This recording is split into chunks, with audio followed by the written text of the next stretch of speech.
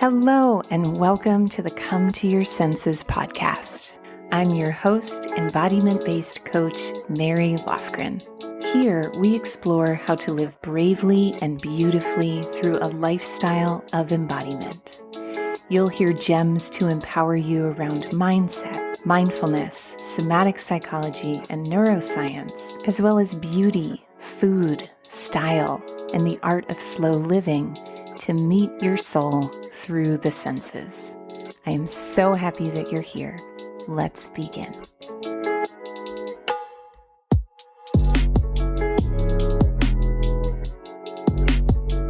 Hello, beautiful babes and beings. Welcome to today's episode and welcome to Come to Your Senses. So there are many things in life that I am obsessed with. My obsessions, I sometimes struggle with being obsessed, but really I'm just a very passionate person and I can be obsessed with almost anything. But the main thing, the thing that unites all other things from lip gloss to liberation, is my obsession with powerful feminine beings. So as we know, there are lots of different types of power in the world. There's privileged power, which is power that's inherited or given in a hierarchical structure. There's proximate power, which might be being in proximity to someone who has privileged power and inheriting some of that power or being protected by some of their privilege. There's dominant power, which, when well executed, such as setting a healthy boundary, can feel really good. Dominant power, when not executed skillfully, can feel like control or even abuse. And then we have embodied power. And this is the kind of power that literally gets me up in the morning. And it's where nothing outside of you can shake your inner knowing, confidence, and self-worth. Throughout history, there is one storyline that cannot be erased. There are many aspects of the feminine that have been erased from history.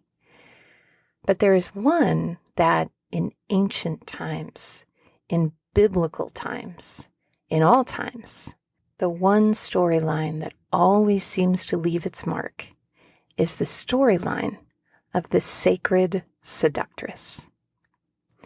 These fillies who kicked down the barn doors lived their lives by casting the spell of their sensuality and seducing the world to their embodied sense of power. And today, we are going to hear the stories of some of these legends. So when I initially created this episode, the title that I was calling it was Body Broad Wisdom. And my intent is to make it kind of like a backstage pass. When I was performing burlesque, one of the best aspects of being a performer was being backstage with other performers. It was like this ancient, sacred ritual of adornment and chit-chat and laughter. And I just remember especially being backstage with some of the performers that I most deeply admired, just feeling like I was soaking up so much wisdom from just watching the way that they embodied and hearing their crass humor. And it was just divine. It was a sacred experience. And so without further ado, let's saunter backstage and soak up the wisdom of these seductive showgirl legends.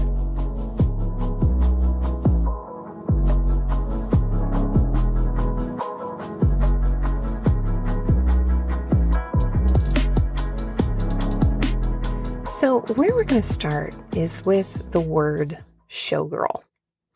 What does it mean to be a showgirl?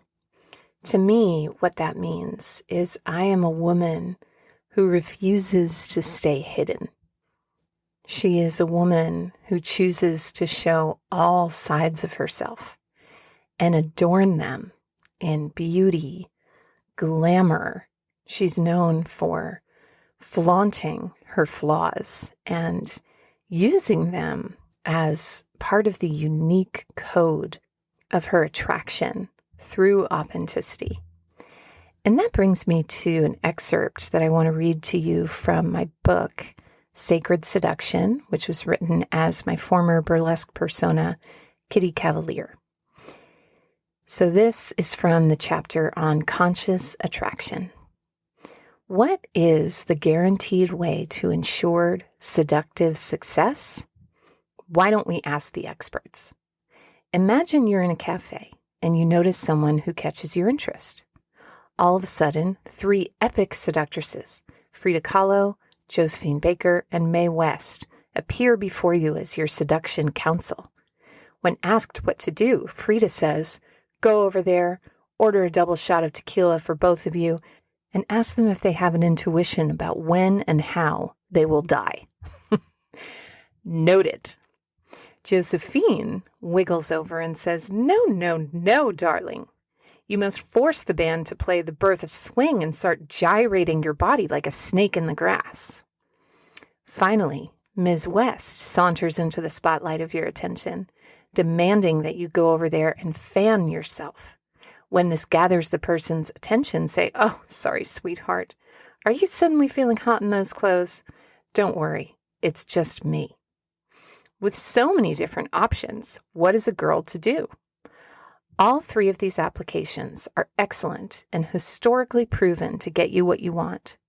But remember, as a sacred seductress, rather than relying on how we think things should look, we trust deeply in how things feel. What approach feels right to you? Tequila, gyration, provocation, or something completely different? Authenticity is at the heart of what makes a sacred seductress different from the stereotype of seduction. A sacred seductress is deeply connected to her instincts, and she follows them without hesitation, despite what external influences might say. She is not afraid to receive counsel, but it is her inner authority that always gets the last word. And that inner authority is really the thread that ties all of these legends together. And so what we're going to go into now is our gems on each of these legends. And each of them has their own unique story. But what all of them have in common is this quality of erotic aliveness, where their life story contains a richness, an expressiveness, and an artfulness that was informed by their individual expression as well as their love and devotion to their communities and to seeing positive change in the world for those communities. And so as we read through each story, I'm also going to share an art form that I think is unique to each of these legends and a question for you in your life to awaken and extend this ancestry, this lineage of erotic aliveness. So, my friends, introducing our first seductive legend, who embodied the art of sacred resistance, Josephine Baker. So you've probably seen a picture of Josephine Baker if you're not already aware of her and her legend. She was an incredible burlesque performer in 1920s Paris. She left the United States when she was 16 to go and perform in Paris, and was very well loved and very well received by French audiences. Josephine was a Black woman with an African-American ancestry, born to vaudeville parents. When Josephine was 8, she had to quit school in order to stay home and take care of her family and contribute to the household by cleaning the houses of wealthy white families. She was born in St. Louis, and when she was 16, she moved to New York City and became a dancer, and then made her debut in Paris. She was very famous for her dances in skirts. You might know her signature famous banana skirt. She really made herself a name with something called the danse sauvage, which she wore only a feather skirt. And skirts became part of her signature. And she went on to become one of the most popular, most admired, most highest paid entertainers in Paris. So we all love and know Josephine for her funny faces, her provocative costumes, her embodied allure. But Josephine, a less known aspect of her legacy, was her deep love of service and resistance. So in World War II, she worked for the French resistance, at times smuggling messages hidden in her sheet music and even in her underwear. Come on, doesn't get more legendary than that. She worked for the Red Cross, she entertained troops abroad, and at the end of the war, she was awarded with some of the highest esteems, the Rosette of the Resistance, the Legion of Honor, two of France's highest military honors.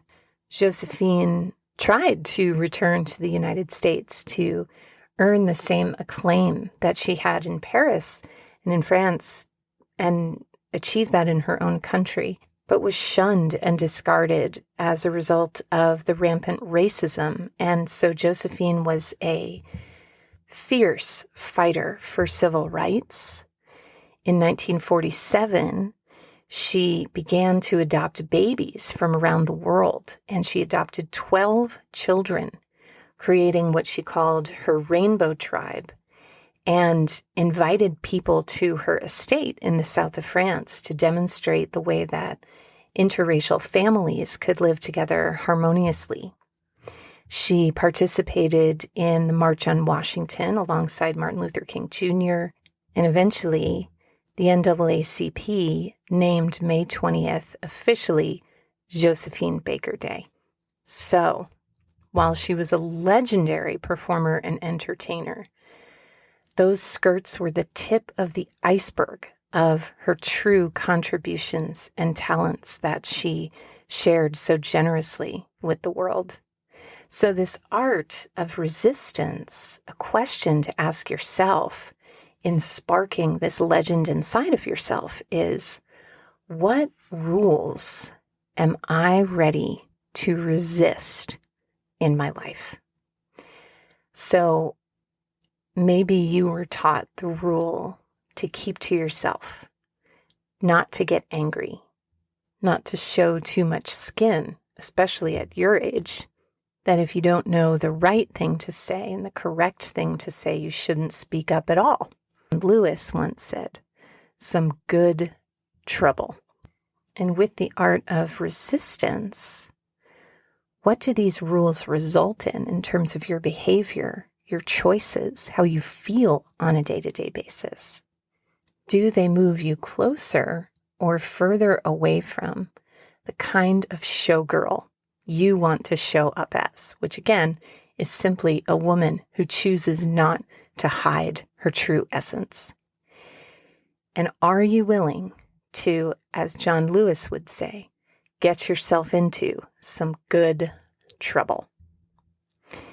Our next legend is one of my favorites, Natalie Clifford Barnett. And what Natalie embodies for us is the art of erotic agitation. Hang with me here. The art of erotic agitation. So Natalie was born in the late 1800s to an aristocratic, very wealthy family. And her whole life, Natalie's father was a staunch rule follower, shall we say, and his best hope for his daughter and for his own legacy was that she marry well. Whereas her mother was a bit more of a libertarian. and really taught and encouraged her daughters to think for themselves. So Natalie, in, again, the 1800s, early 1900s, was an openly gay woman.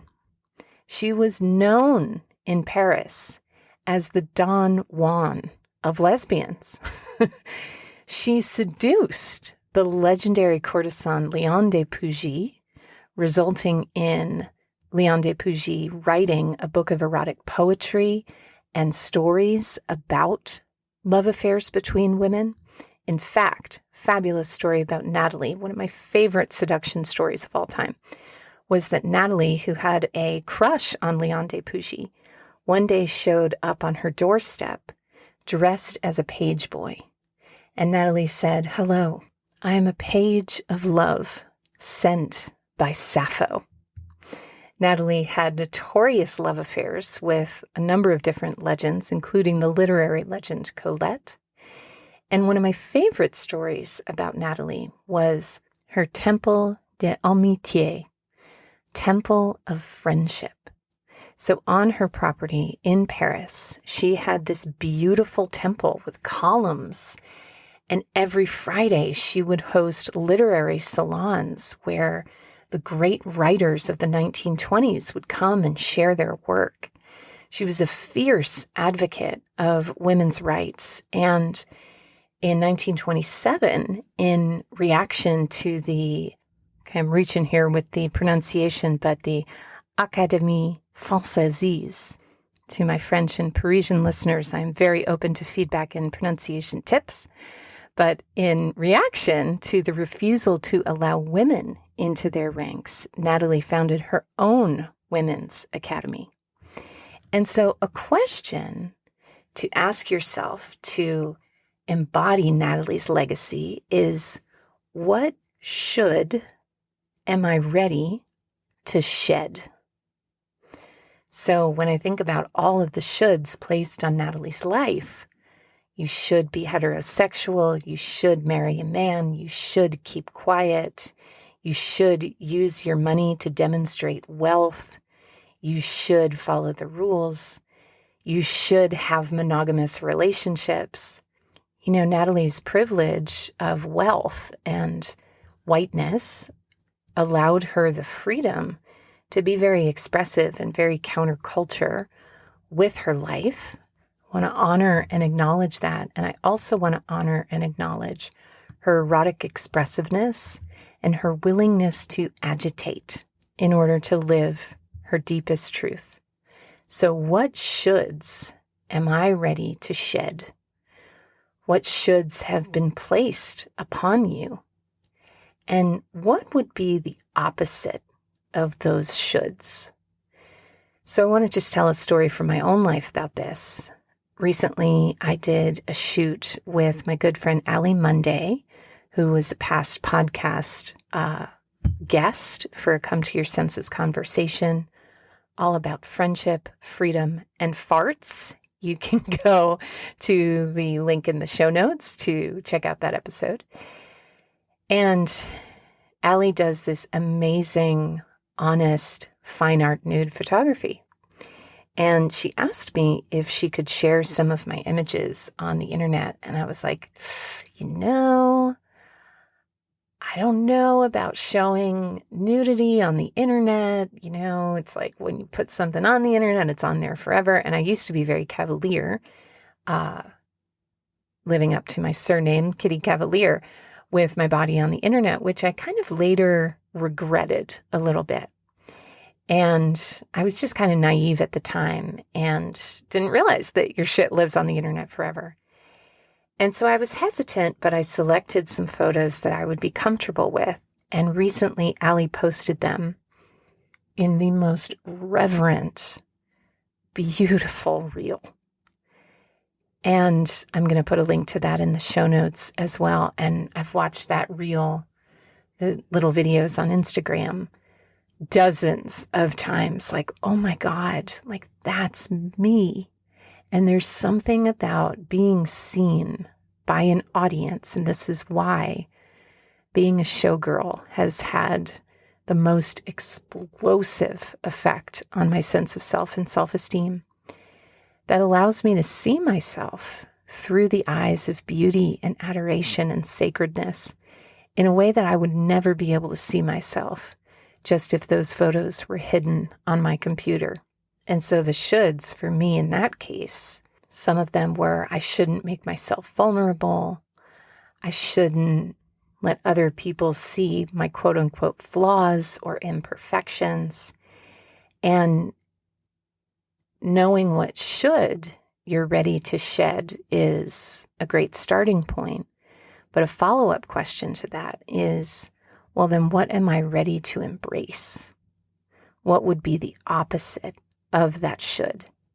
So in my case, it's like what I was ready to embrace is visibility in my vulnerability, and ready to embrace love and adoration and adornment of the body that I have now, which is very different from the body that I had in my 20s when I was sharing myself as Kitty Cavalier.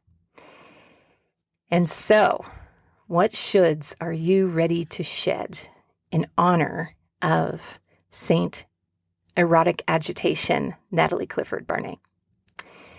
And our final legend that I'm so excited to share with you is the legend Marsha P. Johnson.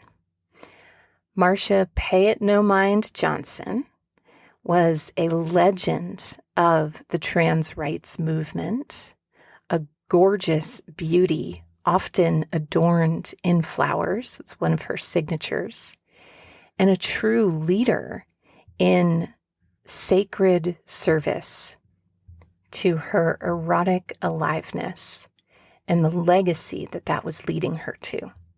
So Marsha grew up assigned male at birth and perceived as male, and yet would love to adorn as a child.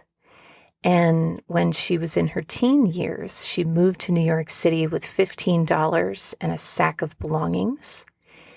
And Marsha encountered many struggles and a lot of suffering because of the transphobia, discrimination.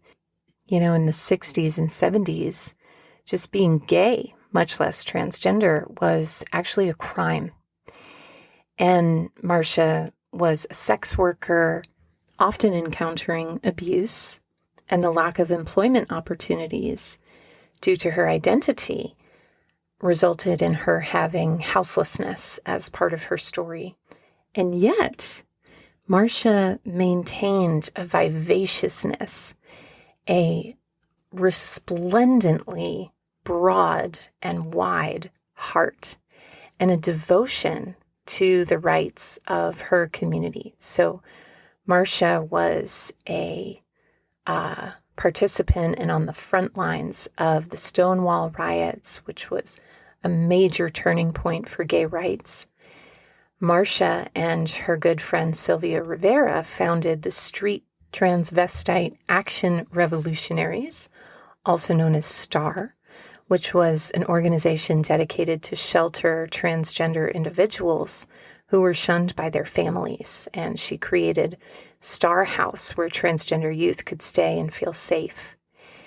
And a story that I love that I read about one of her advocates was from this woman named Mariah, who, when she arrived at Star House, she said something to Marsha, and Marsha says, "You don't call me Marsha, you call me Ma. I am your mother now."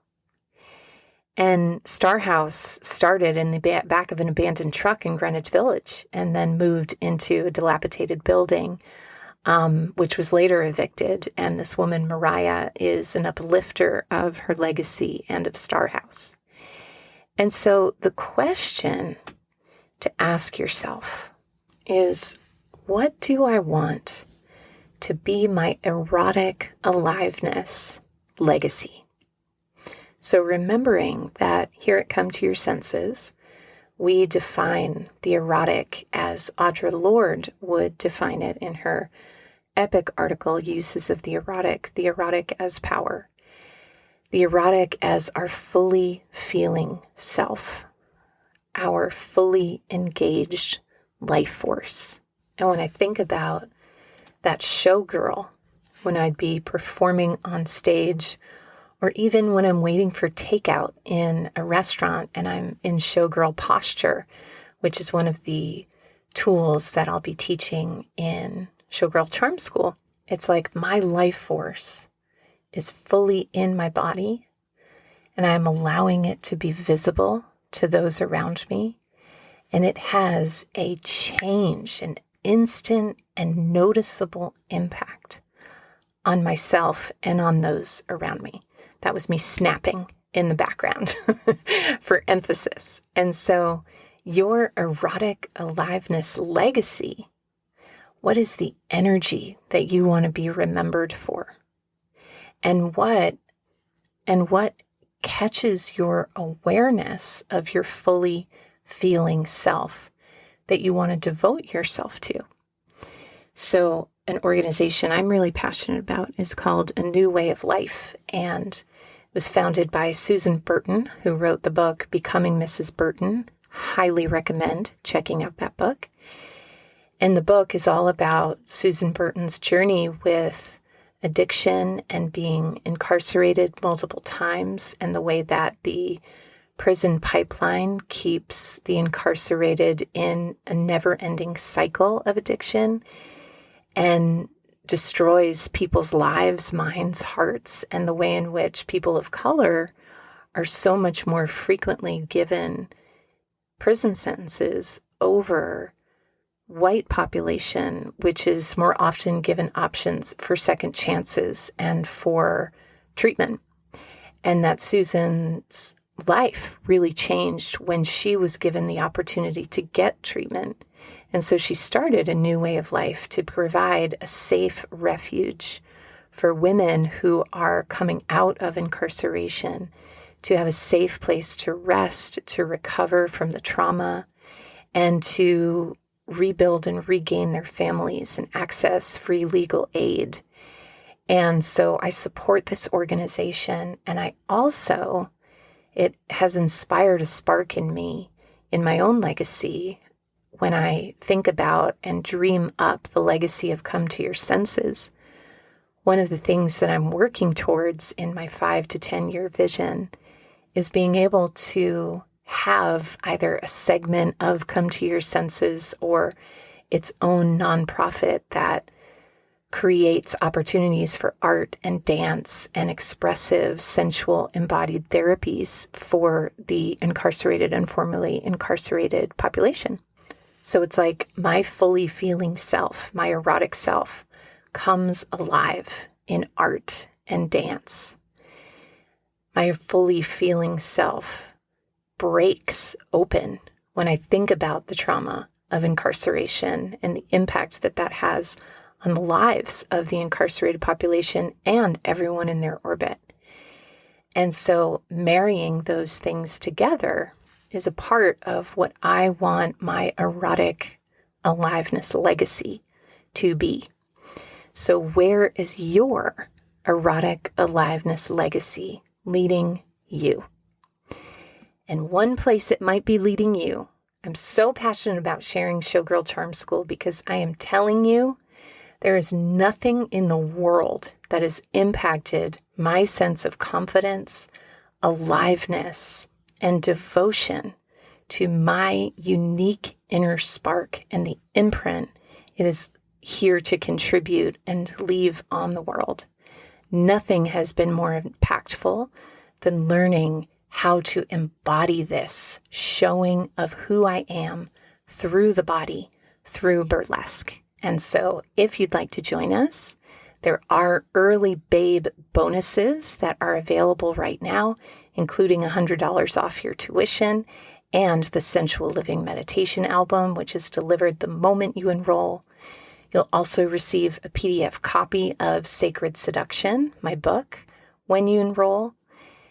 There is a Showgirl Discovery Kit, the Showgirl Charm School Retreat, and the Showgirl Charm School Backstage Pass Q&A.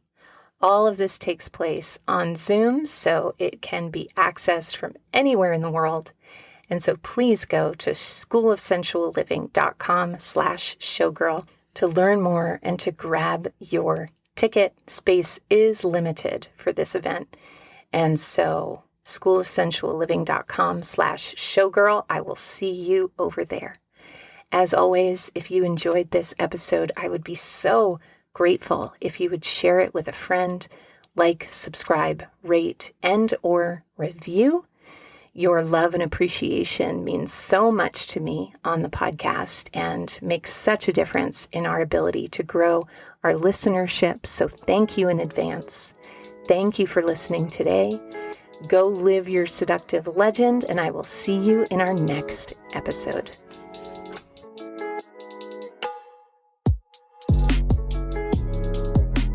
For coaching, classes, and community in creating a lifestyle of embodiment, head to schoolofsensualliving.com. There you'll find a free video series on how to reduce anxiety and intercept the stress response through powerful, confident body language. Head to schoolofsensualliving.com/confidence to watch your first video